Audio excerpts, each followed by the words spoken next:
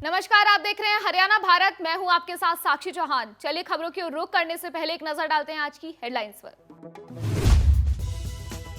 8 अप्रैल को सभी राज्यों के सीएम के साथ बैठक करेंगे पीएम मोदी। कोरोना की स्थिति पर होगी चर्चा। हरियाणा में पिछले 24 घंटों में मिले 2040 कोरोना पॉजिटिव। बढ़ते आंकड़ों पर बोले गृह मंत्री, कड़े कदम उठाने पड़े तो उठाएंगे। शाहबाद में बीजेपी सांसद की गाड़ी पर किसानों ने किया हमला, पत्थर मारकर तोड़ा कांच। तनाव के बीच पुलिस तैनात। डिप्टी सीएम दुष्यंत चौटाला ने पूर्व उप प्रधानमंत्री देवीलाल को पुण्यतिथि पर दी श्रद्धांजलि। जेजेपी के कई नेता रहे मौजूद। बीजेपी ने मनाया 41वां स्थापना दिवस। विरोधियों पर जमकर बरसे प्रधानमंत्री मोदी। कार्यकर्ताओं को दी बधाई। देश में बढ़ते कोरोना के मामलों के बीच पीएम नरेंद्र मोदी 8 अप्रैल को एक बार फिर से सभी राज्यों के मुख्यमंत्री के साथ वीडियो कॉन्फ्रेंसिंग के जरिए बैठक करेंगे। पीएम मोदी की मुख्यमंत्रियों के साथ ये बैठक ऐसे समय में हो रही है जब कुछ राज्यों में कोरोना के मामले तेजी से बढ़ रहे हैं। हाल के दिनों में कुछ राज्यों ने कोरोना पर लगाम लगाने के लिए नाइट कर्फ्यू जैसे फैसले लिए हैं। वहीं इससे पहले 4 अप्रैल को पीएम मोदी ने एक हाई लेवल बैठक की थी। इस बैठक में कोरोना से जुड़े मुद्दों और टीकाकरण पर चर्चा की गई थी। इस बैठक में कैबिनेट सचिव, पीएम के प्रधान सचिव, स्वास्थ्य सचिव और डॉक्टर विनोद पॉल भी मौजूद थे। प्रदेश में तेजी से बढ़ते कोरोना केसों के बीच गृह मंत्री अनिल विज ने कड़े कदम उठाने के संकेत दिए हैं। अनिल विज ने कहा कि बढ़ते कोरोना के मामलों के बीच लगातार एहतियात बरती जा रही है। प्रदेश में नए एसओपी जारी कर दिए गए हैं और अगर जरूरत पड़ी तो और कदम उठाए जाएंगे। साथ ही विज ने कहा कि हमारे पास कोई कमी नहीं है, वैक्सीन पर्याप्त मात्रा में है और 60 लाख का जो लक्ष्य रखा है उसको जल्द ही पूरा कर लिया जाएगा। बता दें कि पिछले 24 घंटे में हरियाणा में 2040 पॉजिटिव केस मिले हैं और 8 लोगों ने जानें भी गंवाई हैं। कुरुक्षेत्र में एक बार फिर किसानों ने बीजेपी के सांसद नायब सिंह सैनी पर हमला कर दिया।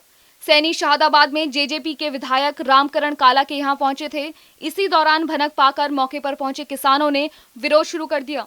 सांसद अपनी कार से निकलने लगे। सांसद ने गाड़ी से निकलने की कोशिश की तो किसानों ने गाड़ी को घेर लिया। इसी बीच किसी ने पत्थर या दूसरी चीज मारकर गाड़ी का शीशा तोड़ दिया।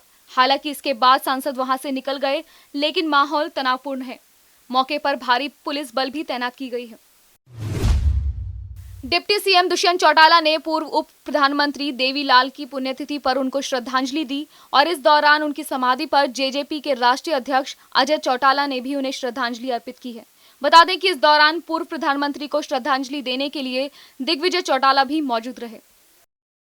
चौधरी देवीलाल जी को हमारे बीच से गए 20 साल हमारे 2 दशक के सफर के अंदर आज भी हरियाणा के प्रत्येक कोने में और देश भर के अंदर उनके जितने चाहने वाले, उनकी सोच से जुड़े लोग हैं, उनको पूरी तौर पर याद भी करते हैं और इसीलिए आज किसानों के मसीहा के तौर पर, तो मेरे के मसीहा के तौर पर उनको जाना जाता है।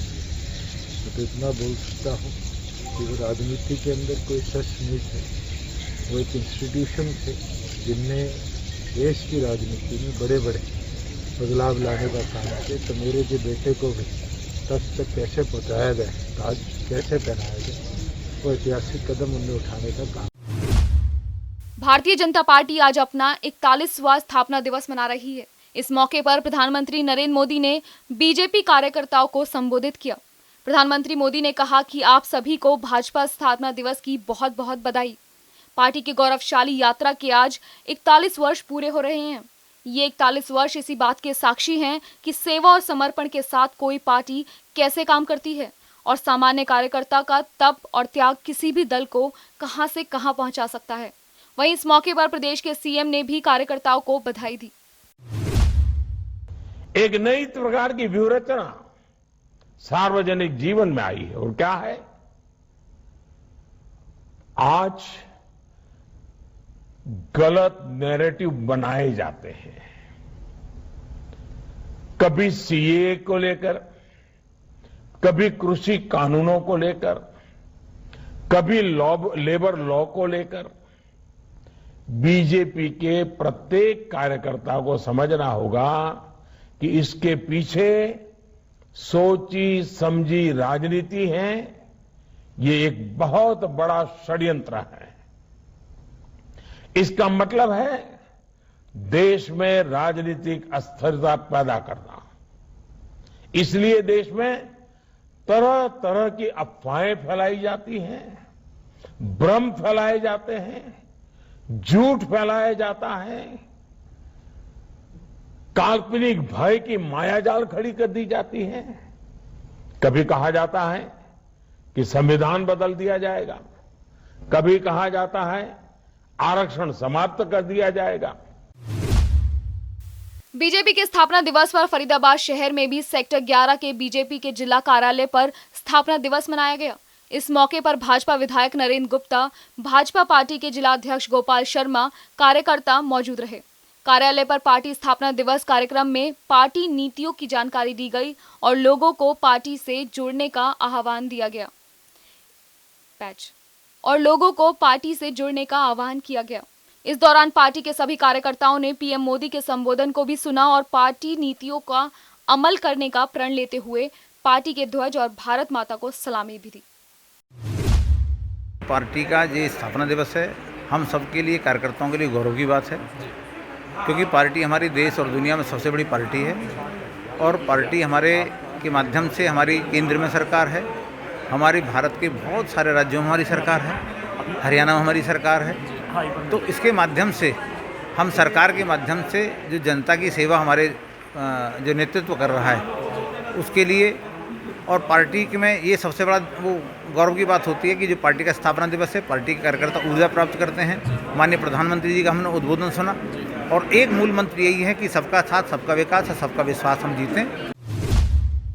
बल्लभगढ़ में परिवहन मंत्री मूलचंद शर्मा ने राजीव कॉलोनी में सीएमओ रणदीप सिंह पुनिया के साथ अर्बन पब्लिक हेल्थ सेंटर का उद्घाटन किया। इस मौके पर कॉलोनी वासियों को बधाई देते हुए परिवहन मंत्री शर्मा ने कहा कि यूपीएससी से यहां के करीब 50,000 लोगों को फायदा पहुंचेगा। उन्होंने कहा कि यूपीएससी में एक medical officer, pharmacist, lab technician सहित 21 आदमियों का स्टाफ होगा जो जनता की सेवा करेंगे। इस मौके पर कैबिनेट मंत्री की मौजूदगी में डिस्पेंसरी में लोगों को वैक्सीन भी लगाई गई। बल्लभगढ़ की सब्जी मंडी में आढ़ती को गोली मारने के विरोध में बल्लभगढ़ सब्जी मंडी के आढ़तियों ने विरोध प्रकट करते हुए कहा कि अगर 2 दिन में पुलिस ने बदमाशों को गिरफ्तार नहीं किया तो वह मंडी को बंद कर देंगे। बता दें कि बदमाशों ने हेम सिंह पर ताबड़तोड़ गोलियां बरसा दी थी, जिसमें हेम सिंह सहित 3 लोगों को घायल होने के बाद अस्पताल में भर्ती कराया गया था। पुलिस ने मामला दर्ज करते हुए जल्द ही आरोपियों को गिरफ्तार करने की बात कही थी, लेकिन अभी तक आरोपी नहीं पकड़े गए। और हमारे सारे व्यापारी लोग डरे हुए हैं इस बात से कि आए दिन मंडी में नई नई वारदातें हो रही हैं। पिछली 4-5 वारदातें हो चुकी हैं जिनमें आज तक पुलिस की तरफ से कोई गिरफ्तारी नहीं हुई है। जो एफआईआर नाम दर्ज है वहाँ पे भी, उनमें भी कोई कार्रवाई आज तक नहीं हुई। अब ये जो कल की वारदात है इसमें भी अभी तक कोई हमें सूचना नहीं है भाई कोई गिरफ्तार हुआ है या कोई पता लगा या क्या हुआ क्या नहीं हुआ है। हम इसके बारे में अपने सीपी साहब को मिलना चाहते हैं, उनको एक विज्ञापन देना चाहते हैं कि अभी इस तरह की जो वारदातें हो रही हैं इन पर रोक लगाई जाए और हमारी सेफ्टी की जाए। सिरसा में बैंक के प्रबंधक और उप प्रबंधक के अपहरण का मामला सामने आया है। आपको बता दें कि दरअसल कार सवार बदमाशों ने दिन दहाड़े बैंक प्रबंधक और उप प्रबंधक का अपहरण किया और बाद में दोनों लोगों को 7-7 लाख रुपए लेकर छोड़ दिया। पुलिस ने बैंक मैनेजर की शिकायत पर केस दर्ज कर जांच शुरू कर दी है। थाना प्रभारी ने बताया कि पुलिस ने बैंक प्रबंधक की शिकायत पर अज्ञात लोगों के खिलाफ केस दर्ज कर लिया है। पुलिस मामले की हर पहलू की जांच कर रही है। बैंक मैनेजर ये सरसा से यहाँ लकड़ वाली बैंक में आ रहा था। छतरिया के पास ये एक हीरो सिटी गाड़ी आई, इनकी गाड़ी के गड़ाई थी। इसको बिठा के कहा भाई आपने कोई लड़की के साथ कतराना ही लड़की है उसके साथ छेड़खानी की है। तो 4 लड़की इसकी गाड़ी में बैठ गए। इसको घुमाते हुए बड़ा गुड़ा, दौलतपुर खेड़ा, आनंदगढ़, संगरिया, बाईपास, अबू सारिया नहर वहाँ ले गए।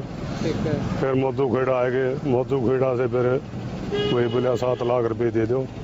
इन डीओ कैसर के पास फोन किया।